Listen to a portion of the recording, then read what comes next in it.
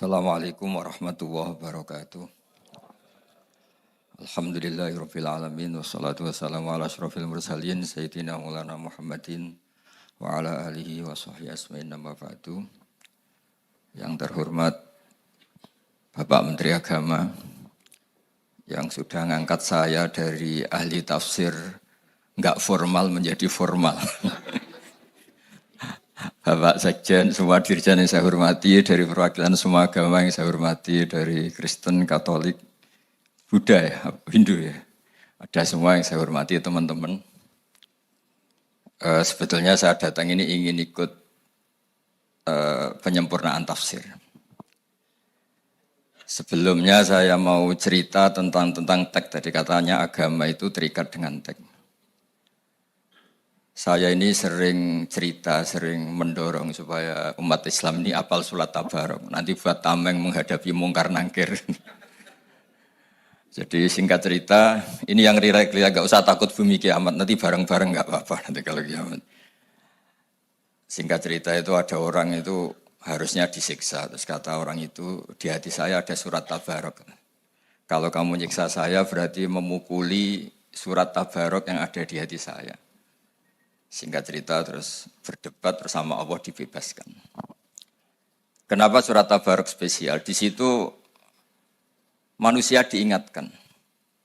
Diingatkan oleh Allah Ta'ala.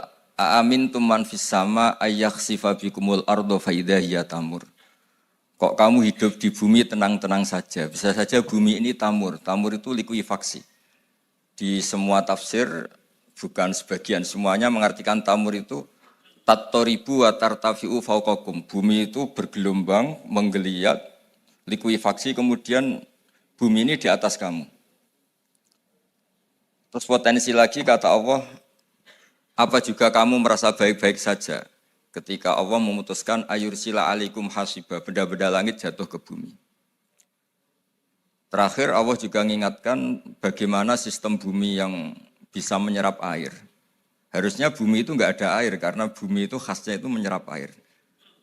Qul ara'aitum in asbaha ma'ukum ghauran famay ya'tikum bima imma'in. Bagaimana kalau bumi ini tahu-tahu menghisap semua air kemudian kita tidak menemukan air. Kamu bisa apa kata Allah? Siapa yang bisa mendatangkan air? Lalu dengan peringatan Allah seperti ini orang disuruh hati-hati cara ngelola bumi ini. Makanya saya senang kalau ini ada gerakan-gerakan untuk menyelamatkan bumi. Kata ulama-ulama, takhallaku bi akhlaqillah.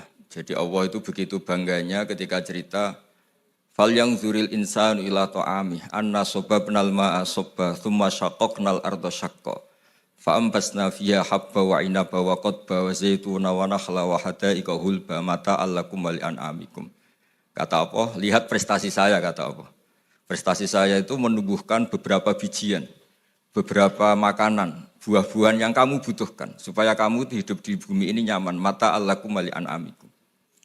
Sehingga dalam sebuah hadis diterangkan tidak ada orang muslim, tidak ada manusia yang menanam pohon kemudian berbuah dan dimakan oleh manusia maupun binatang kecuali itu menjadi sedekah.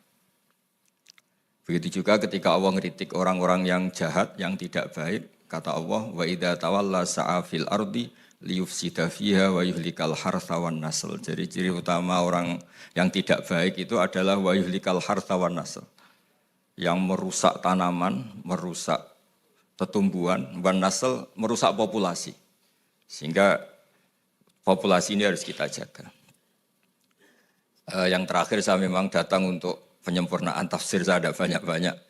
Nanti dosanya yang ngatur saya tambah banyak nanti.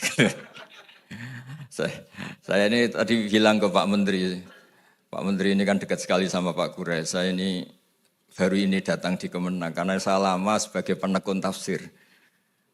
Kalau nggak dapat SK dari Menteri, lama-lama dikatakan non formal, lama-lama dikatakan ilegal. Gitu. jadi ini saya datang demi status legal formal. Ya tapi kalau kembali ke ilmu hakikat, saya ini sudah legal semenjak dulu karena yang memerintahkan ngajar Quran itu Allah Subhanahu wa taala. Kebetulan di dunia khalifah itu diambil oleh Menteri Agama. Jadi monggo didengar saja fatwa Menteri Agama. Wassalamualaikum warahmatullahi wabarakatuh.